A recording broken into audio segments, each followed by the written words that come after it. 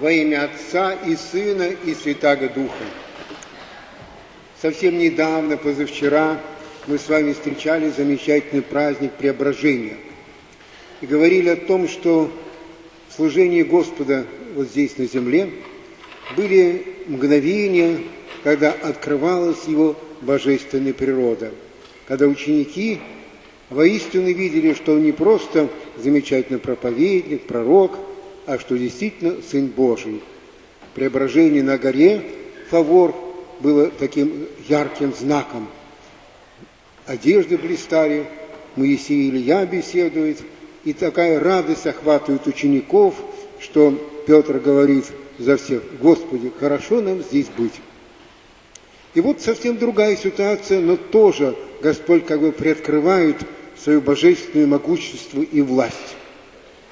После насыщения 5000 Он отпускает учеников через Генесарецкое озеро на другой берег, отпускает народ, а сам поднимается в гору для молитвы, для укрепления, потому что перед этим насыщением была как раз весть о том, что Иоанн Креститель и его предтеча был казнен. И Господь понимает, что время его близко. И с этой горы Он видит учеников, которые отплывают, и буря готова вот-вот потопить их небольшую лодочку. И Господь идет к ним, идет по воде, как бы являет перед ними это свое божественное могущество. Ученики видят Его, но полагают, что это призрак, что вот уже они вот-вот погибнут, уже какие-то фигуры из того мира стали видимы. А Господь им говорит одно из самое частое слово в Библии: не бойтесь. Не бойтесь, это я. Петр так обрадовался, те же самые, наверное, чувства его охватили, как хорошо нам здесь быть, как он ближе к Господу, быть как Он, как Господь говорит: если это ты, повели мне к себе идти по воде. Господь говорит: иди. Он встал и действительно пошел. Охватила его вот эта необычайная радость, сила, что он нарушение законов притяжения идет по этой воде. Но человеческое естество никуда не исчезло, он видит вокруг себя ветер, волны страшные, и заколебался. И начал тонуть. Господь поднял за руку его, кричит: Господи, спаси, утопаю.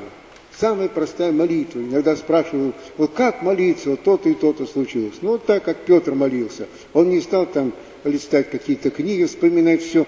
Господи, спаси, утопаю. Господь поднял за руку, спас его, вошел в лодку, и ученики поклонились. Они поняли, что действительно это такое же проявление его могущества и божественной силы. Вот в нашей жизни тоже бывают такие события. Я как-то всегда смотрю заранее евангельские чтения, размышляю, и тоже думал, вот какой пример можно привести из нашей жизни. И вдруг совершенно ясно, ровно 25 лет назад, в эти же самые дни, это попытка возвращения опять коммунистической, атеистической власти. Вот это ГКЧП, Государственный комитет чрезвычайного положения. Вернуть все назад.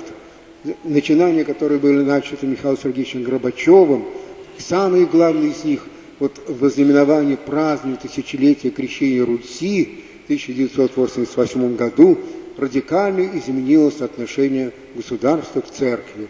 Стали возвращаться храмы, один из первых Донской монастырь, Даниловский монастырь, многие другие храмы. И вот наш храм, в тот же самый год был указ Святейшего Патриарха в мае 1991 года возродить здесь общину. И указ Лужкова, что типография выехала, а община, благословленная патриархом, здесь была. Ну, пока типография работала в полной мере, нам выделили там небольшой зальчик. 14 июля мы совершили первый молебен в день Косьмы Демьяна Римских. И так, в общем, как-то осваивали потихонечку это дело. И тут в ночь на Преображение воют танки, бронетранспортеры, войска и так далее. Что делать? Вот Ельцин обратился с указом, Моссовет тоже обратился с текстом к войскам, я же его составлял, и раздать, как раздать? Ну, заодно и была возможность раздать Евангелики. Маленькие Евангелия для солдат американским издательством «Гедеон» издаются, и мы, сотрудники библейского общества, наши прихожане, некоторые даже здесь вот сегодня присутствуют, несколько человек, а в автобусе у нас был небольшой пазик, набрали этих Евангелий, вот там коробки были 3000 штук, воззвание Ельцина, обращение Моссовета, и поехали к войскам. И произошло чудо. Город, в котором было запрещено движение, в котором стояли танки и бронетранспортеры, автобус пропускают. Мы проезжаем, я выхожу в рясе с крестом, с значком депутата Моссовета, милиция смотрит, не знает, что делать. Вот мы хотим дать Евангелие солдатам. Ну, вроде ничего особенного, пускай дают. Мы уж не стали говорить, что там еще обращение Ельцина и прочее. К танкам подходим, стучим по крышке. Ребят, сколько у вас там? Молчание. Военная тайна? Мы хотим вам Евангелие дать. У нас 6 человек. Вот давайте, получайте. И так по всем, начиная с Болотной площади, вот площадь напротив библиотеки Ленина, Охотный ряд, вот Дмитровка нынешняя, к Большому театру, в общем, где там все это есть. И потом я остался в храме, автобус поехал дальше. В этот день мы раздали 2500 Евангелий. Никто из солдат не отказался, только один, может, мусульманин был, не знаю. Просили и наши тоже москвичи, а нам, вы знаете, у них танки, автоматы, может, они из-за Евангелия нас стрелять не будут, а у вас пока нет ничего. Замечательно было, что люди приходили к этим солдатам не с проклятием, не с какой-то злобой, еду приносили, воды там попить и так далее. Словом, реакция была такая вот доброжелательная, какая-то доброта. Весь город был охвачен потрясающим единством. К этому Белому дому собирались профессора, таксисты, писатели, журналисты, ну все. Один таксист, помню, потом говорил, я спросил, были? Да, а как же? Я белую рубашку надел, чистую, и все. А что потом? Вот мой сын вырастет, будет спрашивать, папа, а что ты делал в тот день? Вот я ему скажу, что я вот там был, оделся, все, к смерти приготовился. Вот такие вот были удивительные события. И действительно Господь дал пройти, как вот по морю, по этому, и там через несколько дней все изменилось. А вот в ночь с 20 на 21, в ночь после, вот так, когда мы раздавали эти Евангелия, знаете, вот 3 ребят погибли в переходе под Новым Арбатом, в проезде, в тоннеле. Трагическая гибель. Мы на следующее же утро, вот именно в этот день сегодня пошли туда, на это место, еще кровь была на асфальте, совершили там панихиду. Вот такие были удивительные дни. И произошло самое важное для нашей страны, что вернулось именно то основание, о котором говорит апостол в послании, что строить надо на основании только Иисус Христос. Вот на этом основании мы сейчас, наша страна, может строить дальше. Понятно, что многое происходит такое, не желают, но все там коррупция, прочее, но основание есть. Остальное уже зависит от нас с вами. В основном от тех, кто в церкви. Чтобы созидать, как патриарх все время говорит, не просто приход, а общину. Чтобы люди себя вот чувствовали едиными. Чтобы каждый человек, который приходил в любой храм, чувствовал, что вот здесь начинается Царствие Божие. Вот здесь доброжелательные отношения, вот здесь никого не осуждают, тебя не отдернут, тебе там не сделают замечания, там прочее. Вот, а ты всегда здесь желанный гость. Вот так созидать каждую общину. Чтобы мы действительно были носителями вот этого добра, на котором можно строить.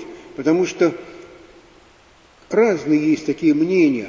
Есть популярный же один священник, выступал недавно, говорит, что вот надо успешнее те меры, которые поддерживает народ. Ну, народ-то мы знаем. Народ или безмолвствует, или кричит «распни, распни». Так что ориентироваться народ – это, так сказать, надежда слабая. Верить надо в Бога, который этот народ создал. Так что вот об этом нам важно с вами помнить. Вот на этом основании строить. Пусть Господь нас благословит, чтобы каждый чувствовал, что не просто приходить там как-то, вот, а поддерживать храм, участвовать в изучении Библии, возрастать, как говорил апостол Петр в одном из посланий, возрастать в познании Господа нашего Иисуса Христа. А возрастать для чего? Для чего познавать Господа Иисуса Христа? У нас, помню, был один замечательный преподаватель в воскресной школе нашей в первые годы. Он говорил: вот, ребята, мы с вами в следующее воскресенье пойдем по улицам Москвы, будем рассказывать о домах, там, о Москве, о нашем городе. А для чего рассказывать будем? Они молчат. Чтобы знать о нашем городе. А для чего знать о нашем городе? Молчат. А знать, чтобы любить. Потому что когда мы не знаем кого-то, мы не можем его любить. И поэтому нам так важно возрастать в познании Господа Иисуса Христа, чтобы его любить. Потому что много у нас всяких грехов есть, когда мы приходим на исповедь. Вот я 20 лет хожу, где одно и то же говорю, все. А как их удалить?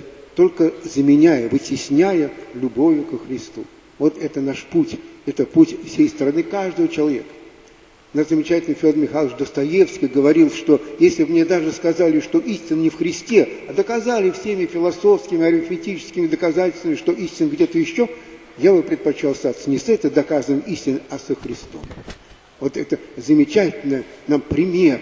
Потому что когда начинают говорить: это все там бредни, все это рассказывают. Вчера слушал одну передачу, там один человек, не хочу даже его имени называть, это все очередные сказки, вот этот мученик там какой-то, или там юродивый там Василий Блаженный голый ходил по Москве, первый нудист, основатель нудист, ну, прочую чепуху. А вот Федор Михайлович что не вспомнил, что истина во Христе, на ней мы можем строить жизнь свою, жизнь наших близких и жизнь нашей любимой, дорогой Родины. Аминь.